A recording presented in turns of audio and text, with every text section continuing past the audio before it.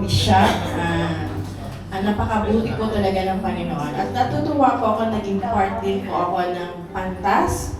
At salamat sa Panginoon. Nakita po kay Pastor Isa, kanina cool man, hot man, sa good man.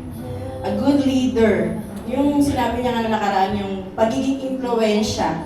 Kasi kung hindi tayo dadami ng ganito, kung hindi siya malakas maka-impluensya ng katulad natin, no, ng mga kapastoran, mga mananampalataya. Kaya natutuwa ako sa kanya, nakita ko yun. Tsaka yung style ng kanyang pagtuturo na talagang pag nagturo siya, may maiiwan sa'yo eh.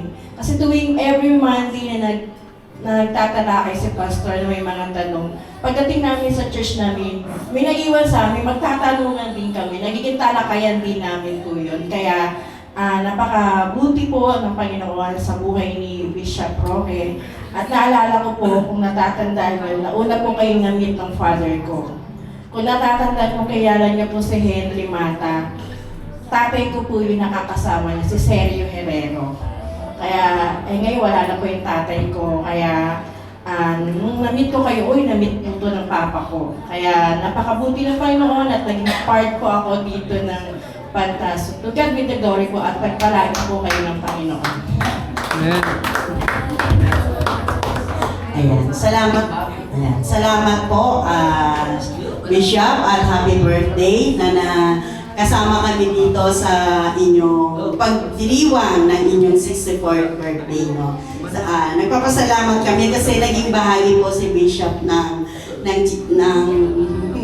Jacob House, no. At natutuwa po kami kasi naging speaker namin siya 2 years po yung aming church. No, nakakatuwa kasi sabi namin, ako, 2nd year anniversary pa lang natin, pero yung aming speaker ay Bishop na po agad. At natutuwa, nagpapasalamat kami sa Diyos kasi hindi kami inisnab ni Bishop. At pangalawa, siyempre, malaki po yung naging tulong niya sa buhay namin. Lalo na po kay Pastor Jacob, hindi niya nasabi kanina, di ba, na nakapasok po siya sa barangay bilang lupon dahil po sa pag-ano po ni Bishop sa aming kapitan. So siya po ay nagtatrabaho sa lupon.